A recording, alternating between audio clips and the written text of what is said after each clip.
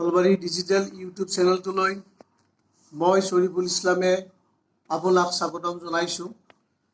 আজি এটা সপ্তাহ ধৰি মই কোনো ধৰণৰ ভিডিঅ' আপলোড কৰিব পৰা নাই।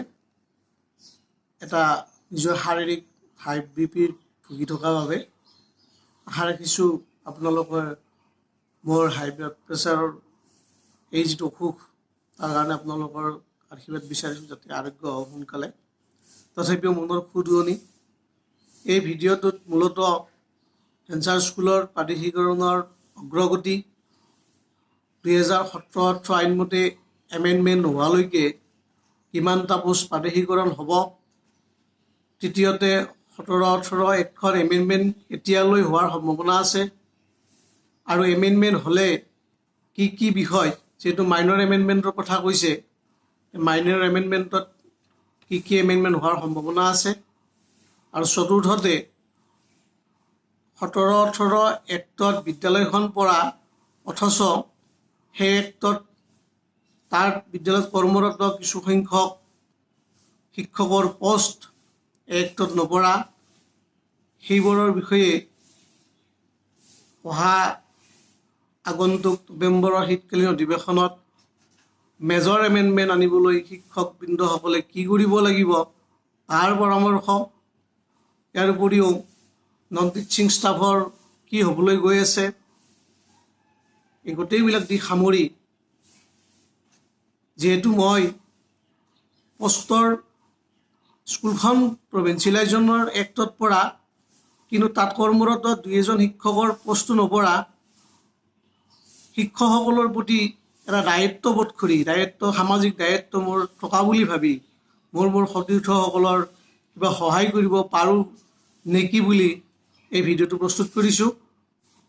আশা কৰোঁ ভিডিঅ'টো কোনো ধৰণৰ স্ক্ৰিপ্ট নকৰাকৈ শেষলৈকে চাব আৰু ভেঞ্চাৰ স্কুলৰ বাবে গুৰুত্বপূৰ্ণ বা বাতৰিবোৰ পাই থাকিবলৈ চেনেলটো ছাবস্ক্ৰাইব কৰিব, অল নটিফিকেশ্যন প্ৰেছ কৰিব, লগতে লাইক কমেণ্ট শ্বেয়াৰ কৰিবলৈ নাপাহৰিব। আহক আমি ভিডিঅ'টোৰ মূল অংশলৈ আগবাঢ়োঁ। নাম্বাৰ 1 পইণ্টটো কৈছিলোঁ যে ভেঞ্চাৰ স্কুল প্ৰাদেশিকৰণৰ অগ্ৰগতিৰ সম্পৰ্কে। এতিয়া আপোনালোকে জ্ঞাত, মাননীয় মন্ত্ৰী মহোদয়ে কৰা ঘোষণাবোৰ আপোনালোকে জ্ঞাত, 2-3 মাহৰ ভিতৰত ভেঞ্চাৰ স্কুল প্ৰাদেশিকৰণ হ'ব। পূৰ্বে কৈছিল 15 আগষ্টৰ ভিতৰত প্ৰাদেশিকৰণ হ'ব, আৰু এতিয়াও কৈ আছে যে ডিচেম্বৰৰ ভিতৰত দাঢ়ি কমা নোৰোৱাকৈ 100% নিৰ্বাচনী প্ৰতিশ্ৰুতি ৰক্ষা কৰি ভেঞ্চাৰ স্কুল প্ৰাদেশিকৰণ কৰা হ'ব। এটা উল্লেখযোগ্য কথা, যোৱা 18 জুন তাৰিখে এটা আৰ্জেণ্ট নটিচ প্ৰকাশ পাইছে। সেই আৰ্জেণ্ট নটিচত লিখা আছে ফিল্ড ভেৰিফিকেশ্যন, আপোনালোকে জানে আপোনালোকৰ বিদ্যালয়বিলাক ৰিচেণ্টলি ফিল্ড ভেৰিফিকেশ্যন হৈ গৈছিল। সেই ফিল্ড ভেৰিফিকেশ্যনৰ তথ্যবিলাক অতি জৰুৰীভাৱে প্ৰেৰণ কৰিবলৈ, প্ৰাদেশিকৰণৰ আগে প্ৰেৰণ কৰিবলৈ নিৰ্দেশ দিছে। আৰু এই ভেৰিফিকেশ্যনত নিজা স্কুলখনৰ মাটি আছে নে নাই, নিজা মাটিত স্কুলখন অৱস্থিত হয়নে নহয়, সেই স্কুলখনৰ এনৰলমেণ্ট কিমান, সত্ৰৰ একমতে এনৰলমেণ্ট কিমান, বা প্ৰাদেশিকৰণ যাতে কোনো ধৰণৰ ভুৱা স্কুল সোমাব নোৱাৰে, ভুৱা এনৰলমেণ্ট ছাত্ৰ ছাত্ৰী থকা স্কুল নোসোমায়, তাৰ কাৰণে কঠোৰ নিৰ্দেশ শিক্ষামন্ত্ৰী মহোদয়ে দিছে। আৰু সেই নিৰ্দেশ মৰ্মে আৰ্জেণ্ট নটিচ প্ৰেৰণ কৰিছে। গতিকে ইয়াৰ পৰা আমি অনুমান কৰিব পাৰোঁ যে প্ৰাদেশিকৰণৰ কাম দ্ৰুতগতিত আমাৰ এডুকেশ্যন মিনিষ্টাৰে কোৱাৰ দৰেই হ'বলৈ গৈ আছে। গতিকে এই ক্ষেত্ৰত আশা কৰিম সোনকালে তেখেতে দিয়া প্ৰতিশ্ৰুতি ৰক্ষা কৰক, আৰু অন্যথা 5-6 বছৰৰ ভিতৰত এই ৰাইজৰ দ্বাৰা নিৰ্মিত শিক্ষানুষ্ঠানবিলাক প্ৰাদেশিকৰণ নোহোৱাকৈয়ে এদিন বিলুপ্ত হৈ যাব। তেখেতে তথ্য দিয়া মতে LP-ME স্কুলৰ ক্ষেত্ৰত 4,993খন স্কুলৰ 13,362টা পোষ্ট, 662খন হাইস্কুলৰ কাৰণে 4,828টা পোষ্ট, কলেজ 30খনৰ কাৰণে 900 পোষ্ট, আৰু 2013 চনত ড্ৰপ হৈ থকা কলেজ শিক্ষকৰ 768টা পোষ্টৰ কাম ইতিমধ্যেই পূৰ্ণ কৰি আগবাঢ়ি আছে। উল্লেখযোগ্য যে ভেৰিফিকেশ্যনৰ সময়ত এই যিটো লাষ্ট ভেৰিফিকেশ্যন চলি আছে এই ভেৰিফিকেশ্যনত কিছু সংখ্যক শিক্ষক বা কিছু সংখ্যক বিদ্যালয় প্ৰাদেশিকৰণৰ পৰা বাদ পৰাৰ এটা সম্ভাৱনাও আছে যদি কাৰোবাৰ ডকুমেণ্টছ বা শিক্ষাগত অৰ্হতাৰ কিবা প্ৰব্লেম থাকে গতিকে এই ক্ষেত্ৰত কিছু পোষ্টৰ সংখ্যা কমিব যেন অনুমান কৰা হৈছে এই কথাও মাননীয় মন্ত্ৰী মহোদয়ে প্ৰেছ মিটযোগে জনাইছিল গতিকে আমি আশা কৰিব পাৰোঁ ভেঞ্চাৰ স্কুলৰ কাম কাজবিলাক মন্ত্ৰী মহোদয়ে দিয়া প্ৰতিশ্ৰুতি মতে আগবাঢ়ি যাই আছে আপোনালোকে কিছু ধৈৰ্য ধৰিব লাগিব 2 নম্বৰ পইণ্টটো আছিল যে 17-18 আইনমতে এমেণ্ডমেণ্ট নোহোৱালৈকে কিমানটা পোষ্ট প্ৰাদেশিকৰণ হ'ব সংক্ষেপে যদি আপোনালোকে জ্ঞাত যে এল পিত 2টা পোষ্ট এম ইত 3টা পোষ্ট অৱশ্যে এনৰলমেণ্টৰ ওপৰত ভিত্তি কৰি 30:1 ৰেচিঅ'ত কিছুমান বিদ্যালয়ত 4-5টালৈকে শিক্ষক পদ প্ৰাদেশিকৰণ হ'ব বা হাইস্কুল বা কলেজৰ মূল যিবিলাক পোষ্ট সেইবিলাকে প্ৰাদেশিকৰণ হ'ব গতিকে 3 নম্বৰ পইণ্টটো আছিলে যে 17-18 এইখন এমেণ্ডমেণ্ট কেতিয়ালৈকে হোৱাৰ সম্ভাৱনা আছে আৰু এমেণ্ডমেণ্ট হ'লে কি বিষয় মানে যিটো মাইনৰ বিষয়ত এমেণ্ডমেণ্ট কৰিব বিচাৰিছে কি এমেণ্ডমেণ্ট হ'ব এই ক্ষেত্ৰত আমি ক'ব পাৰোঁ মোৰ ধাৰণা মতে যে 17-18 আগন্তুক শীতকালীন নৱেম্বৰ মাহত যেহেতু চৰকাৰখনৰ কাৰ্যকালৰ শেষ অধিৱেশন হ'ব গতিকে এই শেষ অধিৱেশনখনতেই অৰ্থাৎ আগন্তুক নৱেম্বৰ মাহৰ শীতকালীন অধিৱেশনত আইন এমেণ্ডমেণ্ট হোৱাৰ পূৰ্ণ সম্ভাৱনা আছে যেহেতু 100% কাম তেখেতে নিৰ্বাচনী প্ৰতিশ্ৰুতি কৰিম বুলি কৈছে গতিকে তেখেতে বোধকৰো এই নৱেম্বৰ মাহৰ শীতকালীন অধিৱেশনতেই মাইনৰ এমেণ্ডমেণ্টটো আনিব এতিয়া কথা হ'ল মাইনৰ এমেণ্ডমেণ্ট আনিলে কি বিষয় এমেণ্ডমেণ্ট হ'ব পাৰে মোৰ ধাৰণা মতে যিহেতু তেখেতে মাইনৰ শব্দটো এপ্লাই কৰিছে মূলতঃ ইছ্যু ডেট সম্পৰ্কে মই পূৰ্বৰ ভিডিঅ'টো কথাটো উল্লেখ কৰিছিলোঁ পুনৰাই শ্বৰ্টকাট কথাটো দোহাৰিছোঁ যে 1/1/6 পূৰ্বৰ যিবিলাক বিদ্যালয় ডকুমেণ্টছ একচুৱেলি তেওঁলোকৰ অৰিজিনেল ডকুমেণ্টছ পঠাইছিলে কিন্তু অফিচিয়েলি কিছু প্ৰব্লেমৰ কাৰণে অফিচৰ লেহেমৰ কাৰণে 1/1/6 পূৰ্বে মানে ৰিকগনাইজ হোৱা স্কুলবিলাকৰো ইছ্যু ডেট মানে 1/1/6 পিছলৈ গতি কৰিছিল 2-3 মাহ 6 মাহলৈকে এইখিনি বিদ্যালয়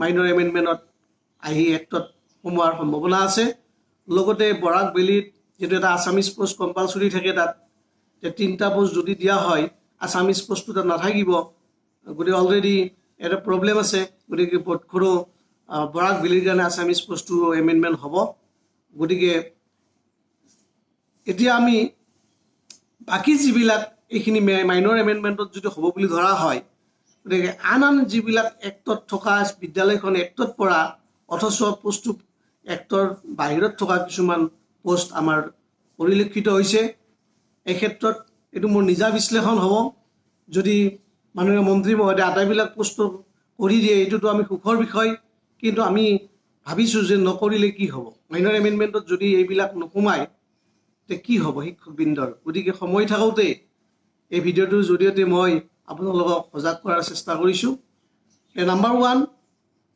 LPMEৰ 2টা পোষ্ট হ'ব 3rd পোষ্টৰ প্ৰাদেশিকৰণত অসুবিধা দেখা গৈছে এই একমতে এমিৰ ক্ষেত্ৰত হিন্দী পোষ্টটো আৰু এজন এছিষ্টেণ্ট টিচাৰৰ বিষয়ে এই আইনখনত পোনপটীয়াকৈ উল্লেখ নাই এতিয়া কথা হ'ল যে এম ই স্কুল এখনত যদি হিন্দী বস্তুৱে নহয় তেনে ক্লাছ 8লৈকে হিন্দী বিষয়টো নালাগে নেকি তেওঁলোকে কিতাপ পত্ৰ কিয় যোগান ধৰিছে যদি নালাগে কিতাপ পত্ৰ যোগান ধৰিছে কিয় আৰু যদি কিতাপ পত্ৰই যোগান ধৰিছে তেন্তে বিষয়টো পঢ়াব কোনে কাৰণ হিন্দী পঢ়াব লাগিলে টিচাৰজন এম ইৰ ক্ষেত্ৰত অন্ততঃ BA পাছ কৰাৰ উপৰিও হিন্দীৰ প্ৰবীণ পাছ কৰিব লাগে যিখন 17-18 এমেণ্ডমেণ্ট আইন সেই আইনততো 3জন শিক্ষকৰ এম ইৰ ক্ষেত্ৰত 3জন শিক্ষকৰ উল্লেখ আছে বাকী 3জনৰ ক্ষেত্ৰত science teacher science maths teacher social teacher আৰু এছামিজ লেংগুৱেজ টিচাৰৰ ডিগ্ৰীটো আছে ঠিকেই কিন্তু প্ৰবীণটো নাই গতিকে ছাত্ৰ ছাত্ৰীসকলক হিন্দী পঢ়াব কোনে ছাত্ৰ ছাত্ৰীসকলে পঢ়িব লাগে সঁচা কিন্তু বিষয়ৰ শিক্ষা নাথাকিব এইটো কেনেকুৱা কথা গতিকে মাননীয় মন্ত্ৰী মহোদয়ক হিন্দী পোষ্টৰ কাৰণে এমেণ্ডমেণ্টত আনি সোমাব বুলি এই ভিডিঅ'ৰ জৰিয়তে অনুৰোধ ৰাখিছোঁ। 2 নম্বৰ, হাইস্কুলৰ ক্ষেত্ৰত ইলেক্ট্ৰিক ছাবজেক্ট হিন্দী হোক, আৰবী হোক, মিউজিক হোক, ডেন্স হোক, ক্ৰাফ্ট হোক ইত্যাদি আদিৰ ক্ষেত্ৰত একখনত উল্লেখ আছে যে লাষ্ট 3 ইয়াৰ্ছ HSLC এক্সামত 10জন কেণ্ডিডেট এপিয়াৰ হ'ব লাগে, তেতিয়াহে তেখেতৰ এই পোষ্টটো হ'ব। মই এই কথাটো কোৱা নাই যে হিন্দী, আৰবিক, মিউজিক, ডেন্স, সংস্কৃত বা ক্ৰেফ্ট টিচাৰৰ পোষ্ট নহ'ব নেকি। যদি এনৰলমেণ্ট আছে, 3 বছৰ HSLC 10জনকৈ কেণ্ডিডেট এপিয়াৰ হৈছে বা বৰ্তমানৰ তেনেকুৱা ষ্টুডেণ্ট আছে, সেইখিনি পোষ্ট হ'ব। কিন্তু দেখা যায় ভেঞ্চাৰ স্কুলৰ ক্ষেত্ৰত যথেষ্ট অসুবিধা। ভেঞ্চাৰ স্কুলত চৰকাৰী মাধ্যমৰ বিদ্যালয়ত ছাত্ৰ ছাত্ৰীৰ অভাৱ, ইমান সা সুবিধা দিয়াৰ পিছতো আৰু ভেঞ্চাৰ স্কুলত ইমান পৰ্যাপ্ত সুবিধা নোপোৱাৰ পিছত কেনেকৈ ইমানখিনি ছাত্ৰ ছাত্ৰী থাকিব। গতিকে এই ক্ষেত্ৰত পোষ্ট প্ৰতিযোগিতাৰ সুবিধা দেখা গৈছে। যদি কেতিয়াবা 3 বছৰ আছেও, যদি এবছৰো নাই, তেতিয়াও বস্তু নহয়। গতিকে এই আইনখনত এটা এই ধৰণৰ শিক্ষকসকলৰ প্ৰতি এটা ভাবুকি কঢ়িয়াই আনিছে। হাইস্কুলত ইলেক্ট্ৰিক ছাবজেক্টটো ষ্টুডেণ্টজনৰ ৰুচিমতে হয়, ৰুচিমতে লয়। মই যিটো ভাল পাওঁ সেইটো লওঁ। ধৰা হ'ল কোনোবা ছাত্ৰ হিন্দী ভাল পায়, গতিকে তেওঁ হিন্দী বিষয়টো ল'ব, তেওঁ আন বিষয় নলয়। গতিকে হিন্দী টিচাৰজনে, আন বিষয়ৰ টিচাৰজনে, মিউজিক টিচাৰজনে বা ক্ৰাফ্ট টিচাৰজনে বা আন বিষয়ৰ টিচাৰজনে মাতি আনি ক'ব নোৱাৰে তুমি অমুকটো ল'ব নালাগে, অমুকটো লোৱা। ষ্টুডেণ্টজনৰ যিটো বিষয়ৰ তেওঁৰ ৰুচি আছে, সেই ৰুচি মতেই সেই ছাবজেক্টটো ল'ব। তাৰ ওপৰত শিক্ষকজনে জোৰ জুলুম কৰি ছাত্ৰজনক বিষয়টো ল'ব দিব নোৱাৰে। গতিকে এই ক্ষেত্ৰত শিক্ষকজনৰ গাত কোনো দোষ নাই। গতিকে ইমান দিন চাফাৰাৰ কৰি থকা শিক্ষকজন এই আইনৰ অধীনত বৰ্তমানলৈকে প্ৰৱেশ নকৰিব যদি ষ্টুডেণ্ট এনৰলমেণ্ট নাথাকে। গতিকে মাননীয় মন্ত্ৰী মহোদয়ক এই শিক্ষকবোৰকো মাইনৰ এমেণ্ডমেণ্টত সোমোৱাৰ কাৰণে অনুৰোধ ৰাখিছোঁ। তৃতীয়তে, ক্ষেত্ৰত কলেজৰ ক্ষেত্ৰতো ক'ব পাৰোঁ, কলেজৰ ক্ষেত্ৰত বা আন আন অনুষ্ঠানৰ ক্ষেত্ৰতো মুখ্য পোষ্টবিলাকেই হ'ব। তেখেতসকলৰ HS ৰিজাল্টৰ বিগত 3 বছৰৰ কেনে আছিল তাৰ ওপৰত ডিপেণ্ড কৰিব, এনৰলমেণ্টৰ ওপৰত ডিপেণ্ড কৰিব। ইয়াৰ উপৰিও কলেজৰ ড্ৰপ টিচাৰ পোষ্টখিনি, অৰ্থাৎ মই আগত তথ্যত উল্লেখ কৰিছিলোঁ, এই ড্ৰপ টিচাৰখিনি 68জন 2013 চনত হৈ যোৱা 768 এই ড্ৰপ টিচাৰখিনি কাম হ'ব বুলি শুনিছোঁ। যদিও বাকী যিখিনি আমাৰ হাইস্কুলৰ বা ME স্কুলৰ যিখিনি ড্ৰপ টিচাৰ ৰৈ গ'ল, এই ক্ষেত্ৰত এডুকেশ্যন মিনিষ্টাৰে একো তথ্য উল্লেখ কৰা নাই।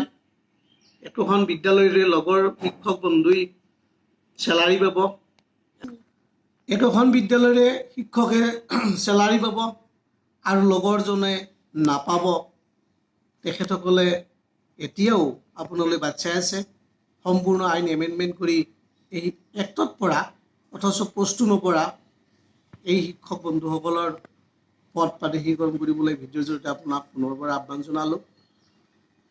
শেষত উপৰোক্ত আলোচনা কৰা শিক্ষকবোৰৰ যিহেতু গাত দোষ নাই, এওঁলোক 20-25 বছৰ ধৰি বিনা বেতনে কাম কৰি আছে, নিজৰ জীৱন যৌৱন বিদ্যালয়ৰ ছাত্ৰ ছাত্ৰীসকলৰ মাজত বিলাই দিছে, সমাজ গঢ় দিছে আৰু সমাজ গঢ় দিবলৈ গৈ নিজেই মমবাতিৰ দৰে পুৰি শেষ হৈ গৈছে। তথাপিও নিয়মীয়াভাৱে বিদ্যালয়ত পাঠদান কৰি আছে। এই শিক্ষকসকলক এনেধৰণৰ অসুবিধা, আইনৰ অসুবিধাত পৰি যদি পোষ্ট প্ৰাদেশীকৰণ নহয়, দিনক দিনে অন্ধকাৰৰ পিনে তেখেতসকলে গতি কৰিব।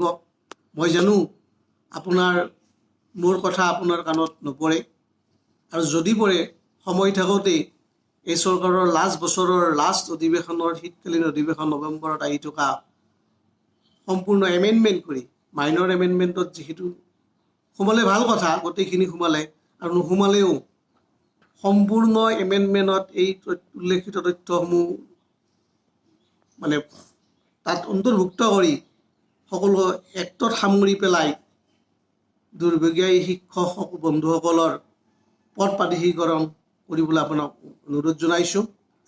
গতিকে মোৰ পৰামৰ্শ হিচাপে মই শেষত ক'ম, যিহেতু আমি ক'ব পাৰোঁ, আমিতো কৰিব নোৱাৰোঁ, এইটো চৰকাৰৰ ব্যক্তিগত কথা। গতিকে